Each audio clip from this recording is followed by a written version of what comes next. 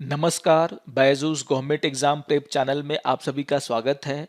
और आज हम 22 जुलाई के इम्पोर्टेंट करंट अफेयर्स के ऊपर चर्चा करने वाले हैं। तो आइए शुरू करते हैं आज का डेली करंट अफेयर्स। आइए सबसे पहले नेशनल करंट अफेयर्स को देख लेते हैं। और यहाँ पर एक न्यूज़ आया जो कि मैकोंग गंगा कॉरपोरेशन से जुड़ा हुआ है। तो आपको याद रखना है कि MGC यानी कि मैकोंग गंगा कॉरपोरेशन का 11वां बैठक आयोजित किया गया है। और ऐसे न्यूज़ में आपको याद रखना होता है कि जो कॉरपोरेशन है उसमें कौन कौन से देश शामिल हैं। और इस न्यूज़ में आपको बताया गया है कि MGC इनिशिएटिव में 6 देश हैं और इन 6 देशों का नाम है India, Cambodia, Myanmar, Thailand, Laos और वियतनाम। तो बहुत ही इंपॉर्टेंट हो जाते हैं ये 6 कंट्रीज, क्योंकि एग्जाम में आपको यहाँ से क्वेश्चन पूछे जा सकते हैं। आपको ये भी याद रखना है कि ये जो MGC इनिशिएटिव है इसे सन 2000 में लॉन्च किया गया था, जिसका उद्देश्य था इन देशों के बीच में कनेक्टिविटी, टूरिज्म और कल्चर को बढ़ावा देना। और इसी के तहत इस इनिशिएटिव को बनाया गया और यहाँ पर इसकी 11th मीटिंग हुई है। तो यहाँ पर आपको देश के नाम, उसका एस्टेब्लिशमेंट कब हुआ और ये कौन से नंबर की मीटिंग है, ये आपको एग्जाम पॉइंट ऑफ व्यू से यहाँ पर याद रखना है। आइए देख लेते हैं दूसरे न्यूज़ को। और यहाँ पर जो दूसरा न्यूज़ है वो आदर्श स्मारक से जुड़ा हुआ है। और यहाँ पर कहा जा रहा है कि आंध्र प्रदेश के 3 स्मारकों को आदर्श स्मारक का दर्जा दिया गया है। अब इस न्यूज़ में आपको वो 3 स्मारक के नाम याद रखने हैं जो कि आपसे एग्जाम में पूछे जा सकते हैं। मैं आपको यहाँ पर वो तीनों के तीनों स्मारक जो हैं उनके नाम बता देता हूँ। यहाँ पर जो पहला स्मारक है वो है मोनूमेंट्स एट नागार्जुन कोंडा, यानी कि नागार्जुन कोंडा में जो स्मारक है जो कि आंध्र प्रदेश के गुंटूर जिले में पाए जाते हैं, उसको यहाँ पर शामिल किया गया है। इसके अलावा बौद्ध अवशेष साहली हुंडम में, और ये अवशेष आंध्र प्रदेश के डिस्ट्रिक्ट श्रीकाकुलम में पाए जाते हैं, उसे यहाँ पर शामिल किया गया है। इसके अलावा वीरभद्र मंदिर जो कि आंध्र प्रदेश के अनंतपुरम जिले के लेपाक्षी में स्थित है, उसे भी यहाँ पर आदर्श स्मारक का दर्जा दिया गया है। तो ये 3 जो यहाँ पर स्मारक हैं उसे आपको याद रखना है, क्योंकि एग्जाम में आपसे यही पूछा जाएगा। आपको यह भी याद रखना है कि ये तीनों के तीनों स्मारक किस स्टेट में पाए जाते हैं, क्योंकि इस पर भी आपसे क्वेश्चन पूछे जा सकते हैं। जब भी किसी मोनूमेंट्स को, जब भी किसी स्मारक को आदर्श स्मारक का दर्जा दिया जाता है तो उसके आसपास वाईफाई, कैफेटेरिया, विशेष प्रकार की रोशनी, इन सभी का इंतजाम किया जाता है। इसी न्यूज में ये जानकारी दी गई है कि there are 135 centrally protected monuments in the state of Andhra Pradesh. तो आपको ये बात भी ध्यान में रखनी है कि आंध्र प्रदेश में अभी कुल 135 केंद्रीय रूप से संरक्षित स्मारक स्थल हैं। इसी न्यूज में आपको एक और इंपॉर्टेंट जानकारी दी गई, जिसमें कहा जा रहा है कि गंडीकोटा के किले को एडॉप्ट ए हेरिटेज स्कीम के तहत मिनिस्ट्री ऑफ टूरिज्म के द्वारा PPE मोड में जो है, यानी कि पब्लिक प्राइवेट पार्टनरशिप मोड में विकसित किया जाएगा। तो ये जो इंपॉर्टेंट जानकारियां हैं वो एग्जाम के लिए बहुत ही महत्वपूर्ण है। और ये जो जानकारी है कि गंडीकोटा को PP मोड में एडॉप्ट ए हेरिटेज स्कीम के अंदर डेवलप करने की योजना है, तो आप इसे भी याद रखेंगे। आइए एक और न्यूज़ को यहाँ पर देख लेते हैं, जिसका शीर्षक है world universities summits organised by OP Jindal global universities. तो बहुत ही इंपॉर्टेंट न्यूज़ है। और यहाँ पर आपको याद रखना है कि ये वर्ल्ड यूनिवर्सिटी समिट किसके द्वारा आयोजित किया गया है, और उसका नाम है OP जिंदल ग्लोबल यूनिवर्सिटी के द्वारा। और इस बार जो वर्ल्ड यूनिवर्सिटी समिट हो रहा है उसका जो थीम है वो आपसे एग्जाम में पूछा जा सकता है, और उसका नाम है यूनिवर्सिटीज ऑफ द फ्यूचर। आपको ये याद रखना है कि ये थीम क्या है। तो थीम है यूनिवर्सिटीज ऑफ द फ्यूचर। इसके आगे भी कुछ वर्ड हैं, लेकिन ये जो पहला लाइन है इसको आप लोग याद रखेंगे, क्योंकि आप इसे आसानी से याद रख सकते हैं।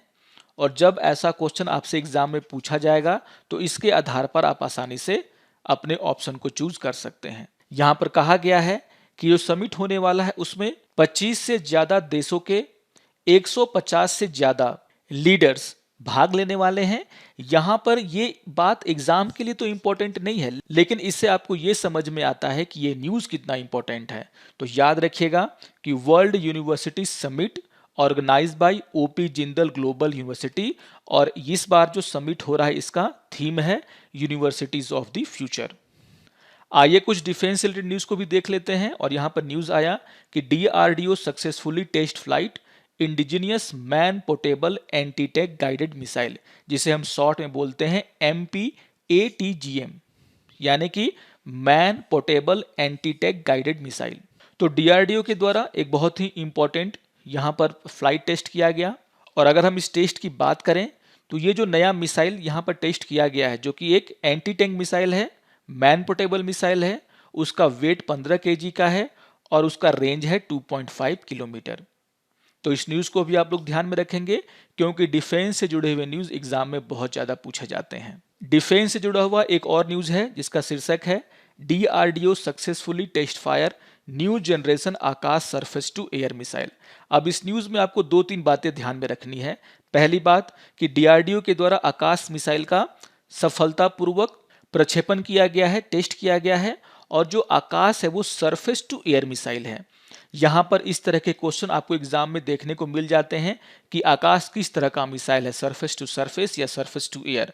तो आपको ध्यान में रखना है कि आकाश का जो नया मिसाइल यहाँ पर टेस्ट किया गया है वो सरफेस टू एयर मिसाइल है। जो इसका फर्स्ट वर्जन है वो भी सरफेस टू एयर मिसाइल ही है। और अगर हम इस नए मिसाइल की बात करें तो इसको हम लोग शॉर्ट में बोलते हैं आकाश NG, यानी कि नेक्स्ट जनरेशन। इसका जो रेंज है वो 60 किलोमीटर का बताया जा रहा है और कहा जा रहा है कि ये 2.5 मैक की स्पीड से उड़ सकता है।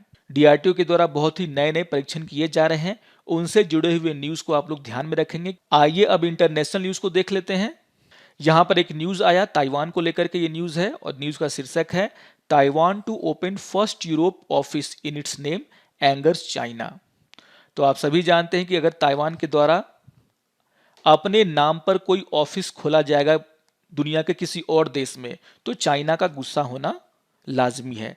लेकिन यहाँ पर न्यूज़ बहुत ही इंपॉर्टेंट है कि ताइवान यूरोप में अपना पहला ऑफिस अपने नाम पर, यानी कि ताइवान के नाम पर खोलने जा रहा है, और इसीलिए चाइना जो है गुस्से में है, क्योंकि चाइना ताइवान को अपने देश का हिस्सा मानता है। आपको यहाँ पर याद रखना है कि वो कौन सा देश है यूरोप का जहाँ पर ताइवान के द्वारा अपना ऑफिस खोला जाएगा और अपने देश के नाम पर खोला जाएगा, और वो देश है लिथुआनिया। तो याद रखिएगा, लिथुआनिया में ताइवान के द्वारा खुद के नाम पर, यानी कि अपने देश के नाम पर एक ऑफिस खोलने की योजना वहां पर बनाई जा रही है, जिससे कि चीन जो है चिढ़ा हुआ है और यूएस सहित बहुत सारे ऐसे देश जो ताइवान के स्वतंत्रता को समर्थन करते हैं उनके द्वारा यहां पर इसका समर्थन किया गया है। तो यहां पर इंपॉर्टेंट हो जाता है उस देश का नाम जहां पर ताइवान के द्वारा ये ऑफिस खोला जा रहा है, और मैं बार बार रिपीट कर रहा हूं, उस देश का नाम है लिथुआनिया। इसको आप लोग ध्यान में रखेंगे। आइए एक और इंपॉर्टेंट इंटरनेशनल न्यूज़ को देख लेते हैं जिसका शीर्षक है UNESCO strips English city of Liverpool of its world heritage site. बहुत ही इंपॉर्टेंट न्यूज़ हो जाता है ये, और इसमें कहा जा रहा है कि यूनेस्को के द्वारा लिवरपूल को वर्ल्ड हेरिटेज साइट की लिस्ट से निकाल दिया गया है। और यहाँ पर कहा गया है यूनेस्को के द्वारा कि जिस तरीके से विक्टोरियन डॉक्स के आसपास नई नई बिल्डिंगें बनाई गई हैं उससे इसकी खूबसूरती चली गई है, उस पर असर हुआ है, और इसी को देखते हुए यूनेस्को ने यह फैसला लिया है। तो आपको याद रखना है कि लिवरपूल को जो है वर्ल्ड हेरिटेज साइट की लिस्ट से निकाल दिया गया है यूनेस्को के द्वारा। और यहाँ पर यह भी याद आपको रखना है कि यह सिर्फ तीसरा साइट है जिसे कि यूनेस्को के द्वारा इस लिस्ट से बाहर किया गया है। तो बहुत ही इंपॉर्टेंट न्यूज़ है, ध्यान रखेंगे लिवरपूल का नाम भी। और मैं आपको यहाँ पर यह भी बता देता हूँ कि लिवरपूल को जो है 2004 में वर्ल्ड हेरिटेज साइट का दर्जा दिया गया था यूनेस्को के द्वारा, और फिलहाल 2021 में जो है इससे यह दर्जा छीन लिया गया है। जैसा कि मैंने कहा कि सिर्फ 3 ही ऐसे साइट हैं जिससे कि यूनेस्को के द्वारा यह दर्जा छीना गया है। यहाँ पर जो पहले 2 साइट थे जिससे कि यूनेस्को ने यह दर्जा लिया था उसके नाम भी आपको मैं बता देता हूँ, और वो है ओमान का वाइल्ड लाइफ सेंचुरी, जिसे कि 2007 में यूनेस्को के वर्ल्ड हेरिटेज साइट लिस्ट से बाहर निकाल दिया गया था। यहाँ पर कहा गया था यूनेस्को के द्वारा कि जो वाइल्ड लाइफ सेंचुरी है उसमें बहुत ज़्यादा अवैध शिकार के कारण इसका बहुत ज़्यादा नुकसान हुआ है, और इसी कारण से इसे वर्ल्ड हेरिटेज साइट से निकाल दिया गया। उसके अलावा 2009 में जर्मनी का ड्रेसडन एल्वे वैली, उसे भी वर्ल्ड हेरिटेज साइट की लिस्ट से निकाल दिया गया था। और यहाँ पर कहा गया था जब से इस रिवर पर 4 लेन ब्रिज बनाया गया उसके कारण इस वैली की सुंदरता पर असर हुआ और इसीलिए ड्रेसडन एल्वे वैली को वर्ल्ड हेरिटेज साइट की लिस्ट से निकाल दिया गया 2009 में। तो आपको ये 3 साइट्स जिसे कि अभी तक वर्ल्ड हेरिटेज साइट की लिस्ट से निकाला गया है उसका नाम याद रखना है और ईयर भी याद रखना है, क्योंकि एग्जाम में ये बहुत ही इंपॉर्टेंट क्वेश्चन अब हो जाता है, क्योंकि लिवरपूल को भी वर्ल्ड हेरिटेज साइट की लिस्ट से निकाल दिया गया है। आइए एक और न्यूज को यहां पर देख लेते हैं जिसका शीर्षक है aerial Henry appointed new prime minister of Haiti. तो यहां पर याद रखना है क्योंकि हैती जो है अभी न्यूज में है। हैती के राष्ट्रपति जिनका नाम था जेवनल मोइस, उनकी जो हत्या कर दी गई थी और वहां पर जो पॉलिटिकल क्राइसिस है वो बहुत ज्यादा हो गया था इसके बाद, और इसी पॉलिटिकल क्राइसिस में एरियल हेनरी को वहां का नया प्राइम मिनिस्टर घोषित किया गया है। तो अभी न्यूज में है हैती और इस कारण से उसके न्यू प्राइम मिनिस्टर का नाम आपको याद रखना है, आने वाले एग्जाम में आपसे पूछा जा सकता है। आइए अब बैंकिंग और फाइनेंस से जुड़े हुए कुछ न्यूज को देख लेते हैं। और यहां पर एक न्यूज आया जिसका शीर्षक है RBI allows IDFC limited to exit as promoter of IDFC first bank. तो यहां पर रिजर्व बैंक के द्वारा यह बात कही गई है और कहा गया है कि IDFC limited IDFC first bank के प्रोमोटर के रूप में एग्जिट कर सकता है, क्योंकि यहां पर जो 5 साल का लॉक इन पीरियड था वो खत्म हो गया है।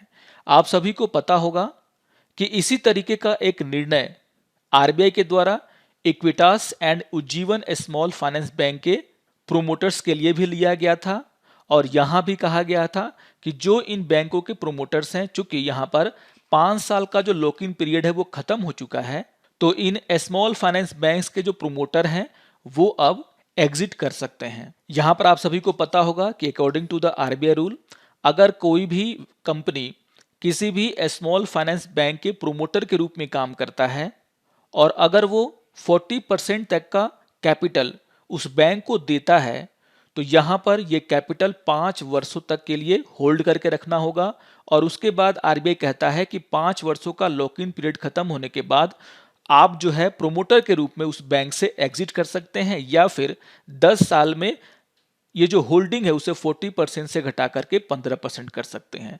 तो यहाँ पर ये जो इक्विटास स्मॉल फाइनेंस बैंक है, या फिर उज्जीवन स्मॉल फाइनेंस बैंक है, या फिर यहाँ पर जो आईडीएफसी फर्स्ट बैंक है, उन सभी के प्रोमोटर्स का 5 ईयर का लॉक इन पीरियड खत्म हो चुका है और इसीलिए आरबीआई के द्वारा ये फैसला लिया गया है। तो बहुत ही इंपॉर्टेंट न्यूज हो जाता है फाइनेंस से जुड़े हुए न्यूज में। तो इसको भी आप लोग ध्यान में रखेंगे कि वो कौन कौन से बैंक हैं जहां पर प्रोमोटर को एग्जिट करने के लिए आरबीआई ने अलाउ किया है। आइए एक और न्यूज को यहां पर देख लेते हैं जिसका शीर्षक है IMF to keep 2021 global growth forecast at 6%। तो आईएमएफ के द्वारा ये कहा गया है, जिसका फुल फॉर्म होता है इंटरनेशनल मॉनेटरी फंड, उसके द्वारा ये कहा गया है कि 2020-21 में जो उसका फोरकास्ट था, जो भविष्यवाणी है ग्लोबल ग्रोथ की यहां पर बात हो रही है, जिसमें उन्होंने कहा था कि जो ग्लोबल ग्रोथ है वो 6% रहेगा, उस पर वो अब भी कायम है। और ये सारी बातें आईएमएफ की मैनेजिंग डायरेक्टर के द्वारा कही गई हैं। यहां पर आपको ये याद रखना इंपॉर्टेंट हो जाता है कि आईएमएफ के द्वारा 2021 में ग्लोबल ग्रोथ रेट का फोरकास्ट कितना रखा गया है, याद रखिएगा ये है 6%। आइए अब कुछ स्पोर्ट्स न्यूज को देख लेते हैं। और यहां पर एक बहुत ही इंपॉर्टेंट न्यूज आया है जो कि 2032 के ओलंपिक गेम से जुड़ा हुआ है, और यहां पर कहा गया है कि Brisbane pickup to host 2032 Olympic games.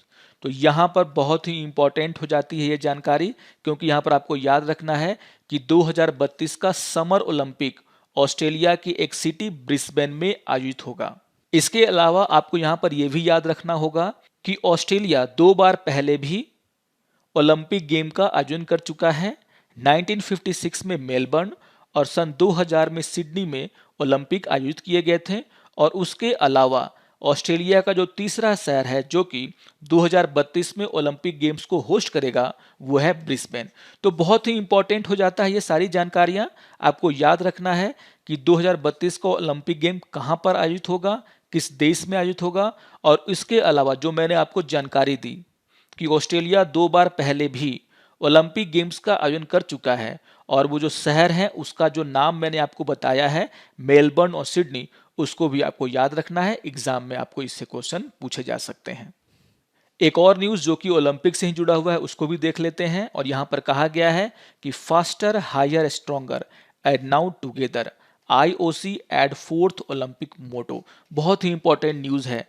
आप सभी जानते हैं कि जब हम ओलंपिक के मोटो की बात करते हैं तो वो मोटो है फास्टर हायर स्ट्रोंगर, लेकिन यहाँ पर ओलंपिक कमेटी के द्वारा एक और वर्ड यहाँ पर जोड़ दिया गया है और वो वर्ड है टुगेदर। बहुत ही इंपॉर्टेंट न्यूज़ है ये। और जो अब ओलंपिक का मोटो है वो हो जाएगा faster higher stronger and together. ये जो टुगेदर वर्ड है वो कोविड-19 को देखते हुए लिया गया है और कहा गया है कि जिस तरीके से पूरी दुनिया को मिल करके कोविड-19 से लड़ना है, उसी को देखते हुए यहाँ पर ओलंपिक गेम्स में टुगेदर वर्ड को जोड़ा गया है। तो इन सारी जानकारियों को आप लोग ध्यान में रखेंगे, एग्जाम पॉइंट ऑफ व्यू से बहुत ही इंपॉर्टेंट है। इस वर्ड को आपको भूलना नहीं है। आने वाले एग्जाम में पूरे चांसेस हैं कि इसको एग्जाम में पूछा जाए। आइए अब आज के इंपॉर्टेंट डेज के ऊपर चर्चा कर लेते हैं।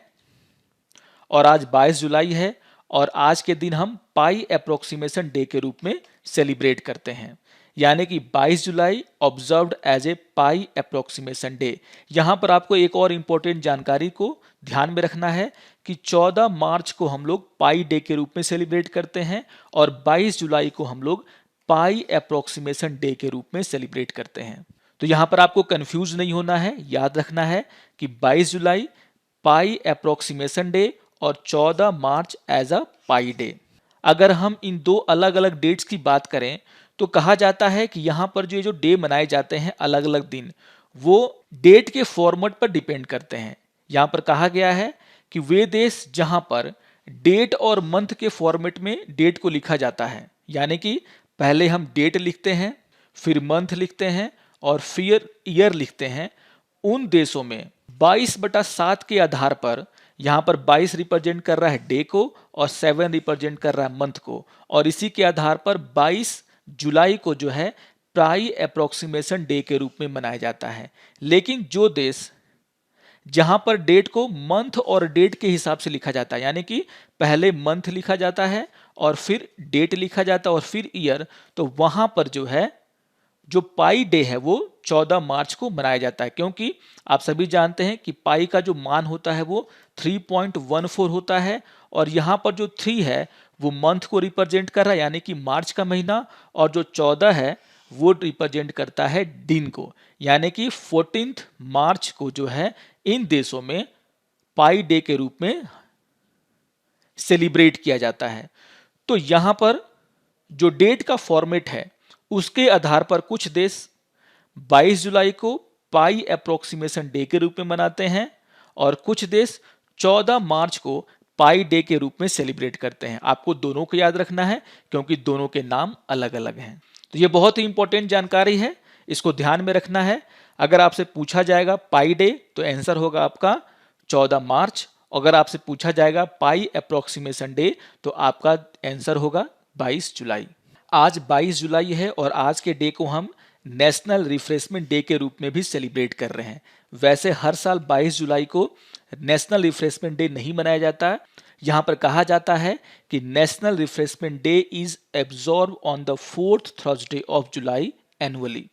तो यहाँ पर जो 22 जुलाई है वो थर्सडे है और वो 4th थर्सडे है, इसीलिए 22 जुलाई को इस साल नेशनल रिफ्रेशमेंट डे के रूप में सेलिब्रेट किया जा रहा है। वैसे आपको यह भी याद रखना है कि जो नेशनल रिफ्रेशमेंट डे है वो हर साल जुलाई के महीने में जो 4th थर्सडे आता है उसी दिन सेलिब्रेट किया जाता है। तो ये बात भी बहुत ही इंपॉर्टेंट हो जाती है और इस साल जो 4th थर्सडे है वो 22 जुलाई को आया है, इसीलिए आपको याद रखना है कि 22 जुलाई को इस वर्ष नेशनल रिफ्रेशमेंट डे के रूप में सेलिब्रेट किया जा रहा है। अगर हम इसके हिस्ट्री की बात करें तो नेशनल रिफ्रेशमेंट डे को सबसे पहले 2015 में सेलिब्रेट किया गया था और ये जो सेलिब्रेशन है वो एक बियर कंपनी जिसका नाम है ट्रैवलर बियर, उसके द्वारा सबसे पहली बार सेलिब्रेट किया गया था और इसके बाद से हर साल नेशनल रिफ्रेशमेंट डे के रूप में सेलिब्रेट किया जाता है।